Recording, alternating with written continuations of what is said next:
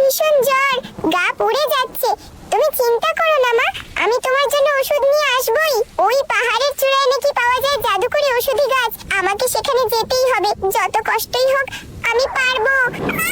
মা গো, একটুর জন্য বেঁচে গেলাম, কিন্তু আমার যে খুব লেগেছে। না, আমাকে উঠতেই হবে মায়ের জন্য।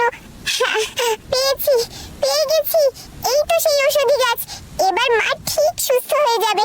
অনেকটা পথ বাকি, সাবধানে পার হতে হবে এই ভাঙা ব্রিজটা। কি ভীষণ ক্লান্ত লাগছে। আরেকটু আরেকটু গেলেই বাড়ি পৌঁছে যাব। এসে গেছি মা, এই দেখো তোমার জন্য ওষুধ তৈরি করছি। এটা খেলেই তুমি একদম ঠিক হয়ে যাবে। দেখো মা, তুমি কেমন সুস্থ হয়ে গেছো। আর আকাশেও কি সুন্দর রামধনু উঠেছে। আমরা আবার একসাথে। হুররে! মাম্মি, সাজুগুজু করে কোথায় যাবে? আমার একটা মিটিং আছে, তুমি বাসায় থাকো, একটু বের হবেন। ঠিক আছে মাম্মি। বাই বাই বাবু। Bye bye mummy.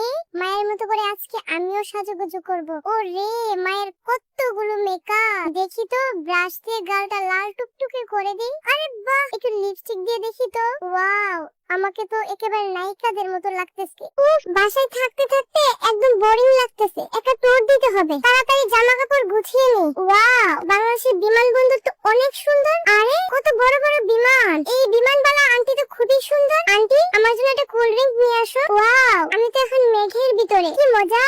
ইয়ে, আমি তো সুইজারল্যান্ডে চলে এসেছি। আরে কত বড় বড় পাহাড়, কি সুন্দর। একটা সেলফি তুলে নেই।